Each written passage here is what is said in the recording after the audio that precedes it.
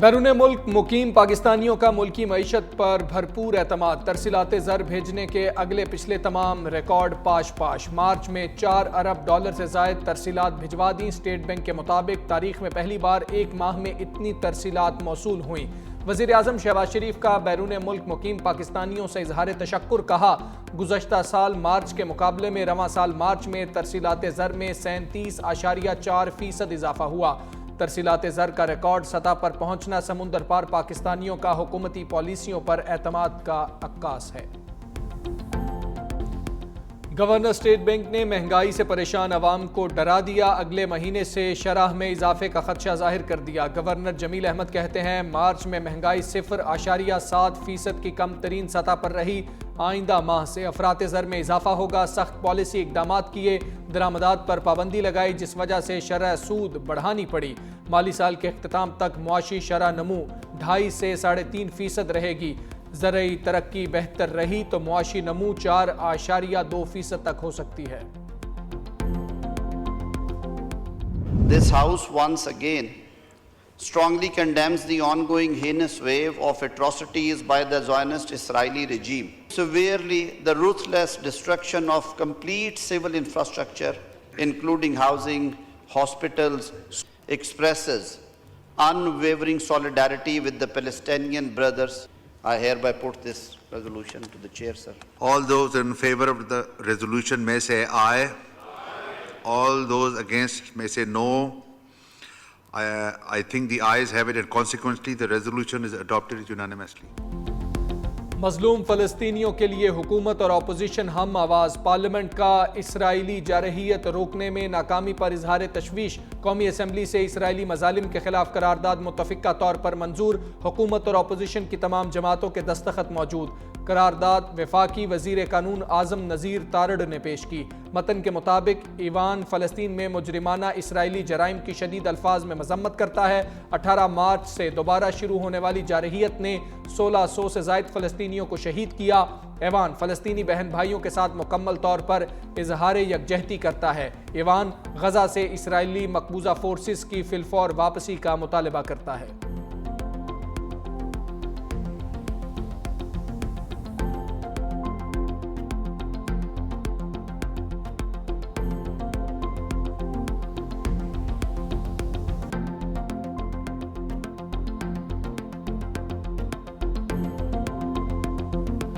بے گناہ جو فلسطینی ہیں، جن میں بچے، خواتین اور سارے سویلینز شامل ہیں، وہ اس جنگ کے لقمہ اجل بنے۔ ہستی بستی آبادی کو زمیں بوس کر دیا گیا۔ اس وحشیانہ اقدام کے خلاف دنیا بھر کی جو اقوام ہیں انہوں نے آواز اٹھائی۔ وزیر اعظم پاکستان میاں محمد شہباز شریف نے مختلف انٹرنیشنل فورمز پہ پوری جرأت اور بہادری سے اس مسئلے کے اوپر اپنے دو ٹوک خیالات کا اظہار کیا اور اسرائیل کی اس وحشیانہ اقدام کی بھرپور مذمت کی ہے۔ وزیر قانون اعظم نذیر تارڑ کا مسئلہ فلسطین پر پالیسی بیان، بولے قائد اعظم اسرائیل پر پالیسی دے چکے، حکومت اسی پالیسی پر عمل پیرا ہے، چاہے کشمیر ہو یا فلسطین، بارود سے حق کی آواز کو نہیں دبایا جا سکتا۔ صہیونی مظالم سے 65,000 سے زائد بے گناہ فلسطینی شہید ہو چکے، اسرائیل خواتین، بچوں اور شہریوں کو نشانہ بنا رہا ہے، غزہ کی پٹی کو صفحہ ہستی سے مٹا دیا گیا۔ وزیر اطلاعات عطا تارڑ نے کہا جنوبی افریقہ فلسطین کے معاملے کو عالمی عدالت انصاف میں لے کر گیا، پاکستان نے مکمل حمایت کی، اسرائیل تمام بین الاقوامی قواعد کی خلاف ورزی کر رہا ہے۔ عبدالقادر پٹیل نے کہا صرف بددعائیں دینے سے اسرائیل تباہ نہیں ہوگا، ایک ہی جماعت ہے جس نے ایک یہودی کے لیے مہم چلائی، آج اسرائیل اور امریکی قانون ساز ایک بندے کو مانگ رہے ہیں۔ بیرسٹر گوہر کی مسئلہ فلسطین پر مسلم دنیا کے کردار پر کڑی تنقید، کہا افسوس ہے سیز فائر کے باوجود فوڈ کارگو اور رہائشی یونٹس تک نہیں پہنچا سکے، اس سے بڑی بے حسی کیا ہوگی، وہ اپنے قیدی لے گیا مگر فلسطین کے بچوں کو ہم ملک پاؤڈر تک نہیں دے سکتے، جو لوگ اپنے لوگوں پر ظلم کریں وہ کیسے ظلم کے خلاف آواز بلند کر سکتے ہیں؟ ہم اس ملک میں مختلف پارٹیوں کے ساتھ احتجاج کرتے رہے ہیں، افسوس ہم ایک امت بن کر آج تک فلسطین کے لیے مل کر آواز نہیں اٹھا سکے۔ صاحبزادہ حامد رضا بولے فلسطین کے عوام ظلم اور بربریت کے خلاف ڈٹ کر کھڑے ہیں، پاکستانی فلسطین کے لیے پرامن احتجاج کرتے ہیں تو ان پر لاٹھی چارج کیوں؟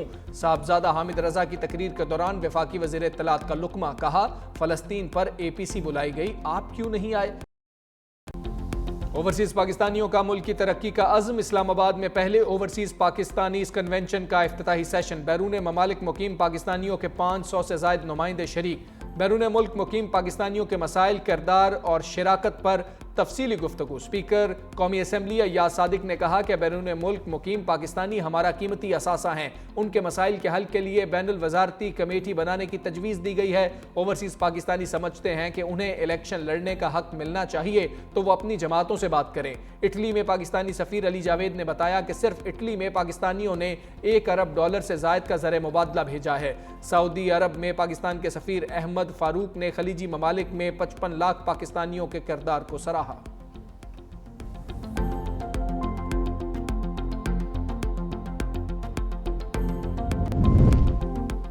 امریکی کانگریس مینز کے وفد کی پاکستان میں مصروفیات، وزیر داخلہ محسن نقوی اور امریکی کانگریس مینز کے وفد کا کرتارپور کا دورہ، گردوارہ صاحب میں سہولتوں کی تعریف، امریکی اراکین کانگریس نے دورہ پاکستان مثبت قرار دے دیا۔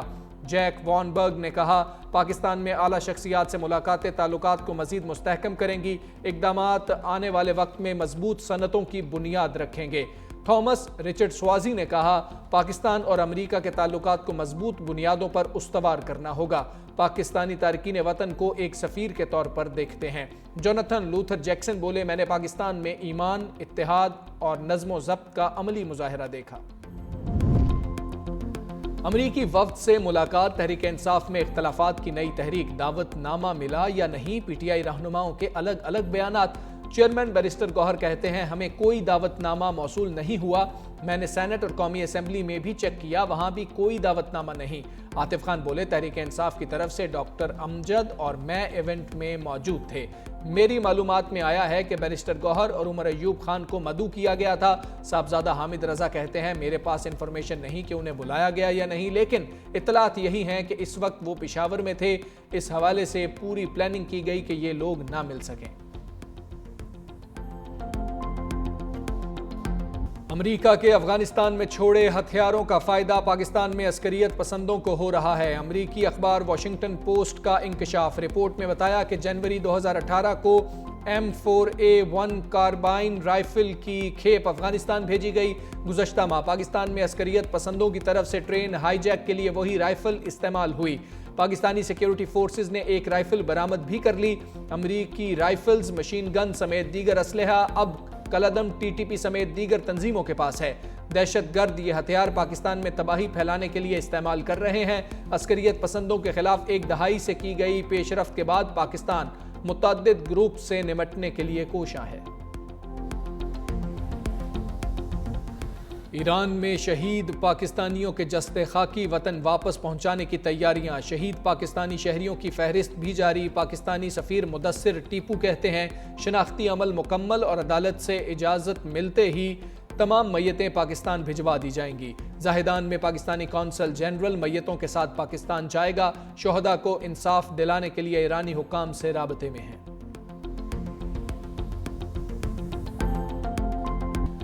اسلام آباد ہائی کورٹ کے قائم مقام چیف جسٹس سرفراز ڈوگر اور 2 ججز کو کام سے روکنے کی استدعا مسترد۔ سپریم کورٹ کے آئینی بینچ نے تبادلہ اور سینیورٹی کیس میں قائم مقام چیف جسٹس سرفراز ڈوگر، جسٹس خادم حسین، جسٹس محمد آصف اور اٹارنی جنرل کو نوٹسز جاری کر دیے۔ جسٹس محمد علی مظہر نے کہا کیس میں ایک نقطہ یہ ہے کہ ججز کا تبادلہ ہوا، دوسرا اہم نقطہ یہ ہے کہ ججز کی سینیورٹی کیا ہوگی۔ سول سروس ملازمین کے سینیورٹی رولز یہاں اپلائی نہیں ہوں گے۔ وکیل منیر ملک نے کہا صدر مملکت کے پاس ججز تبادلوں کا لامحدود اختیار نہیں۔ جسٹس نعیم اختر افغان نے ججز تبادلے پر اہم سوالات اٹھا دیے، کہا کیا ایکٹ میں ججز کو تبادلہ کر کے لانے کا سکوپ موجود ہے؟ جب ججز کی اسامیاں خالی تھیں تو ٹرانسفر کے بجائے انہی صوبوں سے نئے جج کیوں تعینات نہ کیے گئے؟ مزید سماعت 17 اپریل تک ملتوی۔ کس نے پولیس کو اختیار دیا کہ لوگوں کو گنجا کر کے ویڈیو سوشل میڈیا پر اپلوڈ کریں؟ لاہور ہائی کورٹ کے ریمارکس۔ قصور میں لڑکے اور لڑکیوں کی گرفتاری کے بعد ویڈیو وائرل کرنے سے متعلق کیس میں توہین عدالت کی درخواست پر سماعت۔ عدالتی حکم پر ڈی پی او قصور عدالت میں پیش ہوئے۔ جسٹس علی ضیاء باجوہ نے استفسار کیا، لوگوں کو گنجا کر رہے ہیں اور ویڈیو بنا کر سوشل میڈیا پر ڈال رہے ہیں، اس ملک میں کوئی قانون رہ گیا ہے یا نہیں؟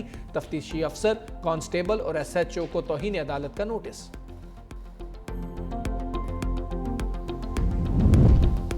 اسلام آباد ہائی کورٹ قتل کیس میں ناقص تفتیش پر برہمی۔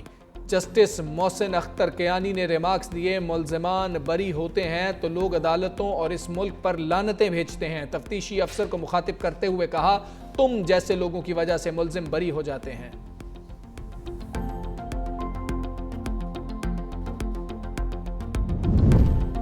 گندم کی خریداری، حکومت نے آئی ایم ایف شرائط کو جواز بنا لیا۔ وفاقی حکومت کا رواں سال گندم کی خریداری نہ کرنے کا فیصلہ۔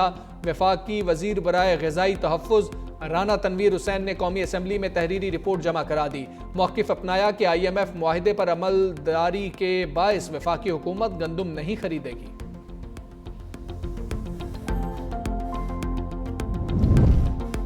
پنجاب کے کسانوں کا کل احتجاج کا اعلان۔ کسان اتحاد کے مرکزی صدر خالد حسین باٹھ کہتے ہیں، حکومت نے وعدہ کر کے گندم 3900 روپے فی من کے حساب سے نہیں خریدی۔ کسان کا گندم پر خرچ فی من 4000 آیا اور حکومت چاہتی ہے کہ گندم 2000 روپے میں دی جائے۔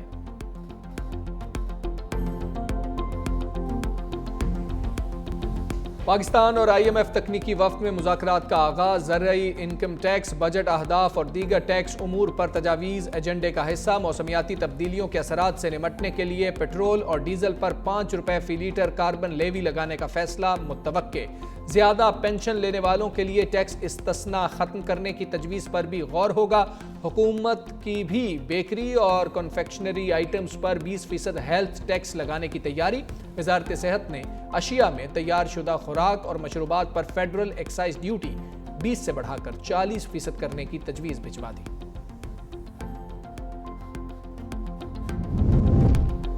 پہلی بار الیکٹرک گاڑیوں پر بھی منتقلی فیس عائد۔ 50 کلو واٹ تک 2500، 50 سے 100 کلو واٹ تک فیس 5500 روپے ہوگی۔ 100 سے 200 کلو واٹ تک 10,000 روپے دینا پڑیں گے۔ 200 سی سی تک موٹر بائیک کی فیس 550 روپے مقرر۔ اسلام آباد میں دیگر گاڑیوں کی ٹرانسفر فیس میں بھی اضافہ اطلاق کر دیا گیا۔ پی ایس ایل 10 کے ایکشن سے بھرپور مقابلے، پشاور زلمی اور اسلام آباد یونائیٹڈ آمنے سامنے۔ اسلام آباد یونائیٹڈ کی ٹاس جیت کر بیٹنگ، صاحبزادہ فرحان کی شاندار بیٹنگ، سنچری جڑ دی۔ کولن منرو کا بھی بھرپور ساتھ، اینڈرس بغیر کوئی رن بنائے واپس لوٹے۔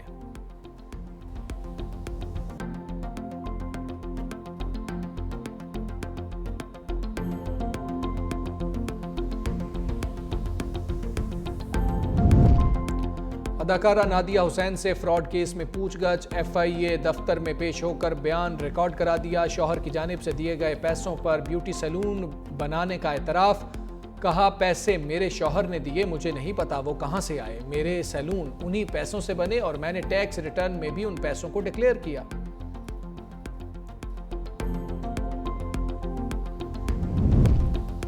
مصطفیٰ عامر قتل کیس میں اہم پیش رفت، مرکزی ملزم ارمغان کے لیپ ٹاپ سے بین الاقوامی فراڈ گروپ کے شواہد مل گئے۔ ایف آئی اے کے مطابق ارمغان اور اس کے والد کامران قریشی نے فراڈ کے لیے کمپنی بنائی تھی۔ متعلقہ کمپنی کی سالانہ آمدن 3 سے 4 لاکھ امریکی ڈالرز ہے۔ ملزم ارمغان کو ایف آئی اے کل عدالت میں پیش کرے گی۔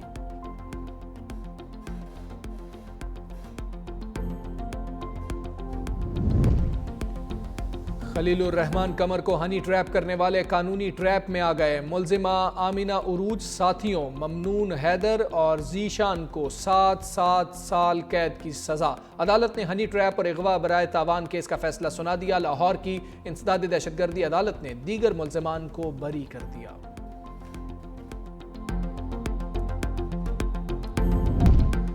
لاہور میں گرینڈ ہیلتھ الائنس کا 8ویں روز بھی دھرنا، مظاہرین کا سرکاری ہسپتالوں کی نجکاری کا فیصلہ واپس لینے تک احتجاج جاری رکھنے کا اعلان۔ کسان اتحاد کے رہنماؤں کی بھی دھرنے میں شرکت، مال روڈ اور اطراف میں ٹریفک کا نظام درہم برہم۔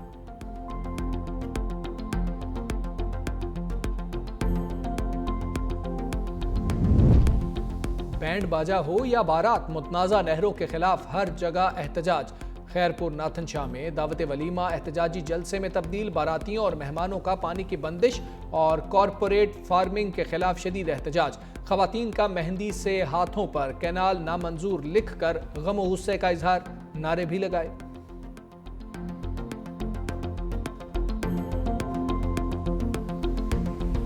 سورج پھر اثر دکھانے لگا، میدانی علاقوں میں گرمی کی لہر، سبی، شہید، بے نظیر آباد اور ٹنڈو جام میں پارہ 46 کو چھو گیا، لاہور 39، پشاور 38، کراچی 36، اسلام آباد 35 اور کوئٹہ 34 رہا۔ کراچی میں شہریوں نے لسی پوائنٹ کا رخ کر لیا۔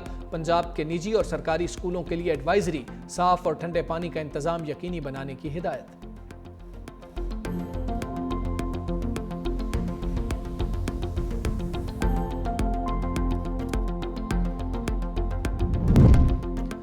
پنجاب میں پنجابی کلچر کے رنگ، آرٹس کاؤنسلز میں کلچر ڈے کی مناسبت سے تقریبات۔ وزیر اطلاعات پنجاب عظمہ بخاری کہتی ہیں 17 اپریل کو بڑے پروگرام کا انعقاد کیا جائے گا۔